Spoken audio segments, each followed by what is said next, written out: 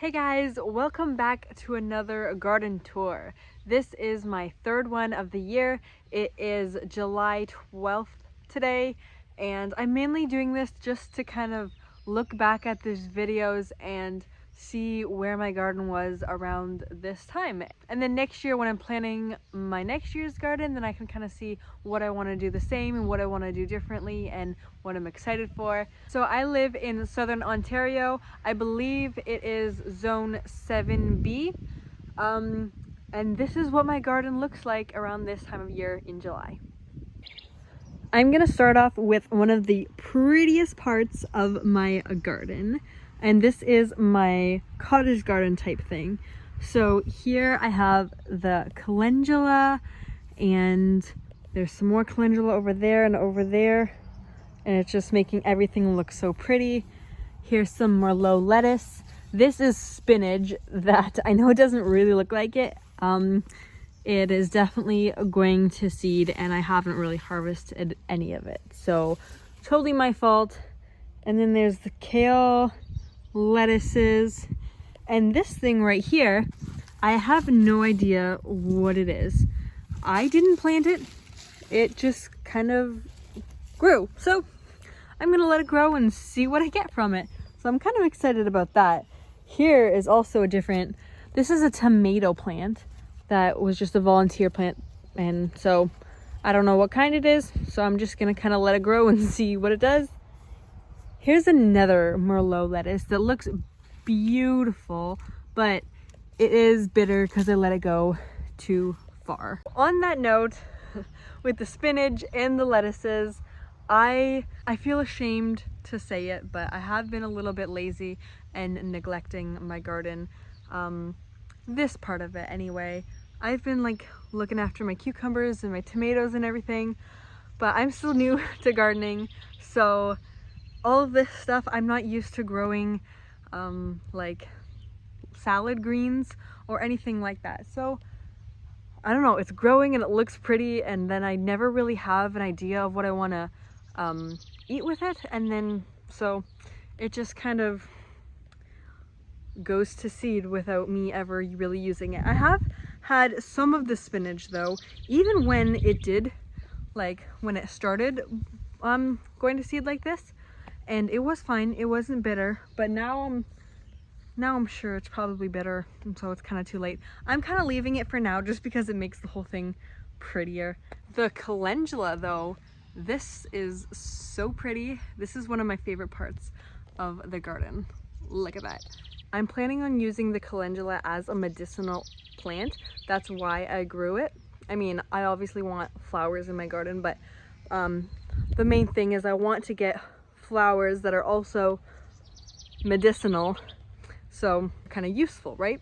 I'm really new to the medicinal herb thing, but I really want to get into it. So I'm pretty sure calendula is really good for skin stuff.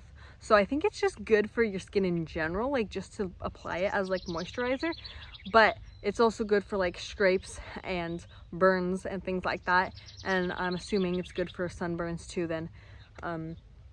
So I have been cutting some off and drying them, and then once they're dry, I'll store them, and hopefully this year I want to make like calendula salves and gift them to people for Christmas. So hopefully it works out.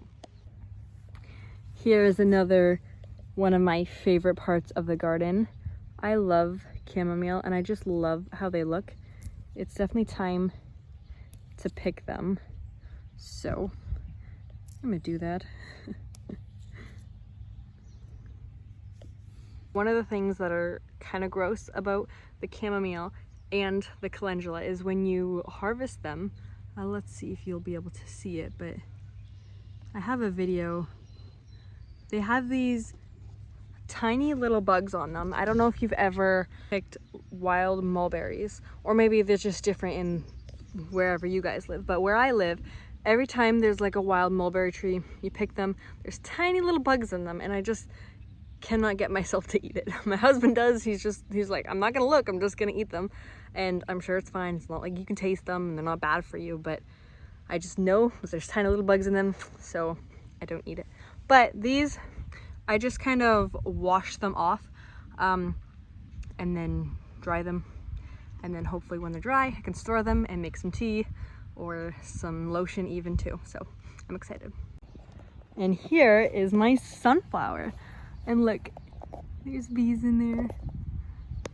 Oh, it's starting to open up and I'm like really excited about it. I get so many bees in here and it's like really pretty. I love it. I actually got this seed from bird feed. We had bird seed to put in our bird feeders in the front, and I took a sunflower seed, just planted it in the ground, and we got a sunflower. So that's really cool. Anyway, this is my cottage garden. Oh look, got a little butterfly. I wonder what kind that is. It looks weird. I don't think I've ever seen it before.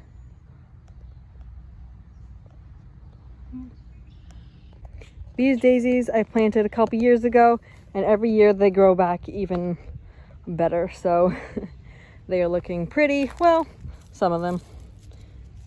These ones are looking pretty. These ones are already about to fall off. This little place right here is just kind of my leave, like, plant it and forget about it kind of place, even though they are herbs and rhubarb. This is sage, and I think over here is thyme, which I've all kind of let go to seed because I never really use it.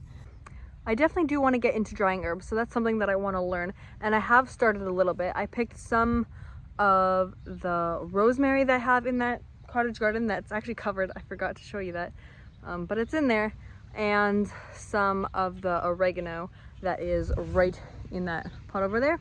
I picked some and I'm drying them right now, and it's my first time drying something, like hanging something, and so we'll see. And then hopefully I can just crumple it up, put it in a jar, and then I have dried herbs, and then keep on learning from more and more. And then these plants, I will try to dry them too. Over here, got my oregano, and I never actually knew what these things look like when they went to seed, so this is pretty to see. This is the little birdhouse that we put up, and we have house wrens living in here. They fly by like over there and over here like so many times, and they land on top of our, well, that's not it, but they land right there where that robin landed, and just, I don't know, they chirp at us to make us go away, but this is where they live, and they're adorable. Over here we got some raspberry plants this year from my cousin, and we just planted them. I don't think they're gonna produce this year, probably next year, and then we will have to build some sort of trellis system to hold them up. And then right here, this is corn. This is a volunteer corn plant. Oh, I guess this too. And I'm assuming it came from that field. That it was corn last year, so I'm guessing corn just got in here and it's growing. So I'm just gonna let it, just for fun. Oh, is that our little house wren? Probably can't see it, but can you hear that? Oh, it flew away. House wrens have a really pretty chirping noise. I know that they're upset at me, but it's still pretty. Now this is my main garden, and this is what it looks like around this time. So I have calendula, which I'll probably cut this off pretty soon, but it's obviously making the garden look so pretty, along with those marigolds over there, and there's some over there. I feel like next year I want to plant more flowers for more color. But these are all my onions. I'm not exactly sure when they'll be ready, but I'll have to look at when I planted them. This looks like it's, I don't know, getting close. I don't know how big the bulbs will be, but I'm hoping they'll do well. First time growing onions, so we'll see how it goes. This is my trellis with all my tomato, well, not all, half of my tomatoes. The other half is on that side over here. This is the Paul Robeson that like looked really, really weird. I pruned a lot of it off now, so it's not as weird, but it has like 3 main stalks, which is like so weird. And look, I'm getting one tiny little tomato off of it so far. I don't think anything else produced yet, but we'll see. Get these suckers off. Now the rest of the tomatoes on this side, I actually have no idea what they are. All I know is that there's an Amish paste, Dr. Witchy's, Paul Robeson there, and then I think 2 Amish pastes. So yeah, this one's for sure an Amish paste. If you can see, that's a weird looking tomato. I'm gonna see how that is. And these tomatoes are not ripe yet, but they are growing. A little bit more. Then I have a volunteer tomato plant here. So I have no idea where this came from, but there's little tomatoes on there. And then my carrots. I have harvested some carrots. Some of them have been decently sized, some of them not so much. These are Kajari melons. I'm really hoping they will do good and produce. I think that one might be doing, that one might be doing the best. And I got a little cinnamon basil in there that I always forget about because it's hidden. But yeah, these are actually supposed to be trellised. My whole plan was to make an arch trellis over here like that, but I didn't do the arch trellis because I had like a budget for all my garden stuff this year and I kind of ran out of money, so I couldn't get another trellis for that.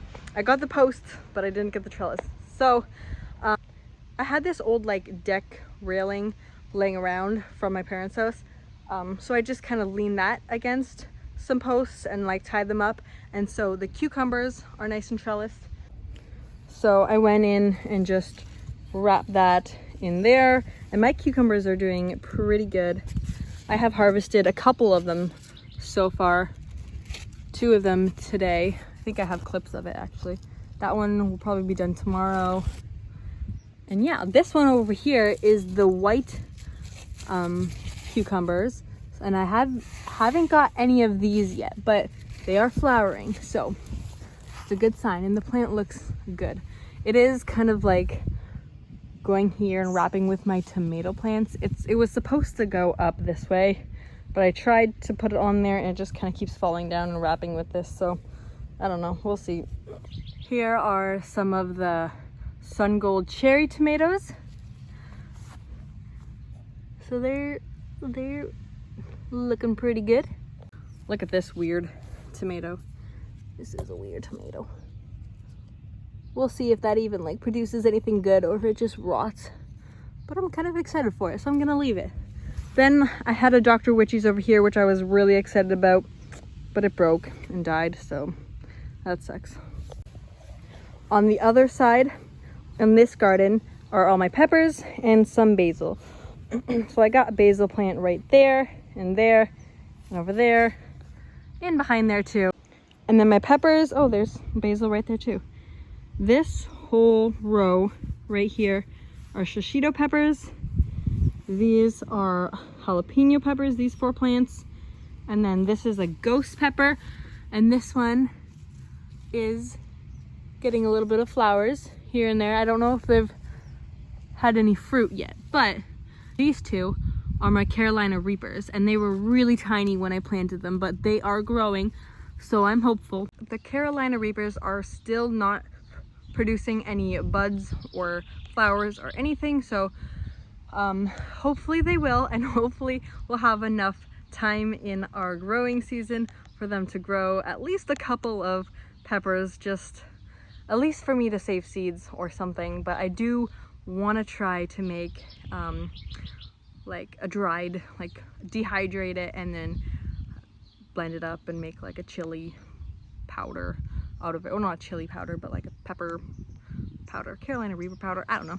Well, I have a bunch of shishito pepper plants. I think there's 7 of them. 1, 2, 3, 4, 5, 6, 7, 8.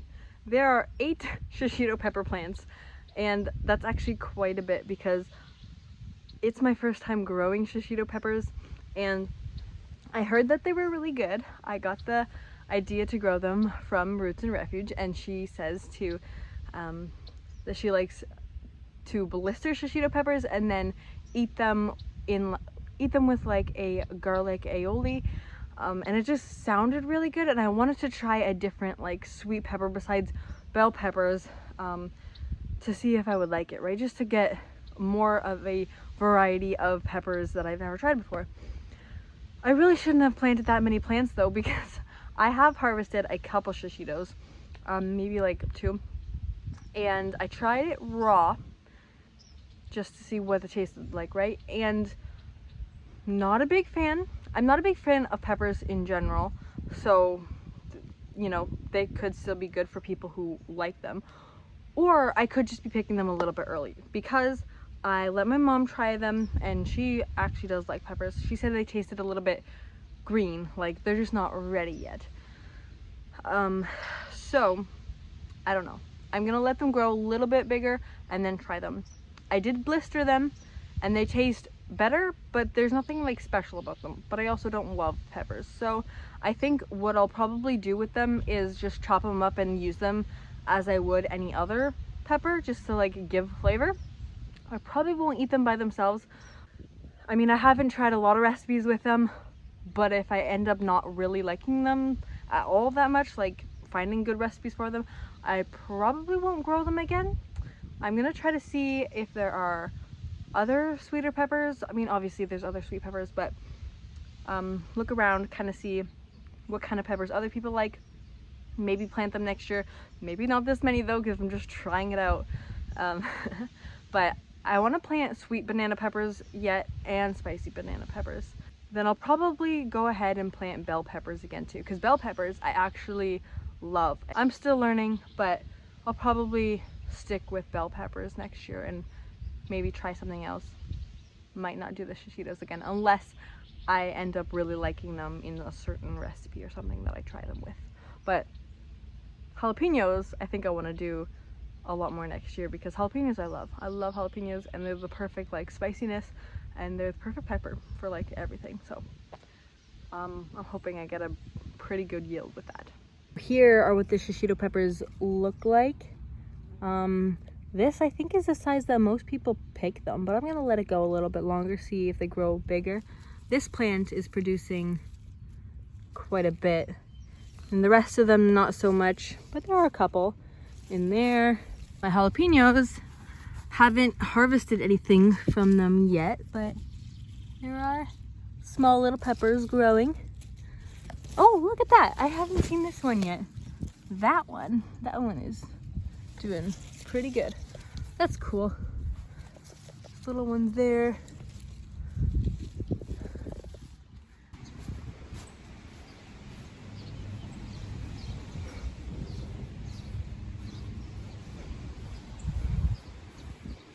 My front yard kitchen garden is also something that I haven't really been taking the best care of. I think it's just because I kind of forget. They're all in containers, so the dirt dries up a lot faster, and I kind of forget. It doesn't hold moisture as well, so things just kind of go bad. I had over here, I should show you, in this pot right here, I had the kale and the lettuce. I ripped the lettuce up because I tried some, it was so bitter. This is obviously not looking good either, and it's pretty bitter, so I am going to end up just ripping that all out too. Lettuce did a lot better in the area in the back where it's shaded for part of the day, and better soil. Gardens are tough. It's not even like, you would think it's not that much work, but you know, when you're not used to it, when you haven't made things a habit, it's hard to remember to do them. So that's still something I'm working on, is making it a habit, making it something that I know that I'm just supposed to do. This is my tomato plant in the front. So this is the comparison of this one to the one in the back. So this soil, it did just rain, so yeah, see, it just rained and it's pretty dry. But yeah, they're still tomatoes growing. They do kind of look like they are drying up a little bit. And this, I just kind of have this in this pot and it's leaning against this post that we put on for the bird feeders. So I'm gonna maybe water this again, and then hopefully this will do fine, so I can just pick cherry tomatoes out from my front porch. Here, this cilantro is doing pretty good. This wasn't growing for like a while, then all of a sudden it just started growing. So that's pretty cool. This is the St. John's wort. I have no idea what I'm gonna do with it yet. I know it's a medicinal herb, but like, the one thing that kind of sucks about growing the medicinal plants that I wanted to grow this year is that I technically cannot try them or use them this year because I am pregnant. So it's not really recommended to use certain herbs if I have no idea what they're for, or I have no idea really the effects of what they will do during pregnancy. So I'm going to, I don't know, maybe I'll make something. I have no idea what you're supposed to do with St. John's wort. All I know is that it's supposed to be for like anxiety and things like that. So maybe you're supposed to dry it and like drink it as a tea, or just, I don't know, eat it.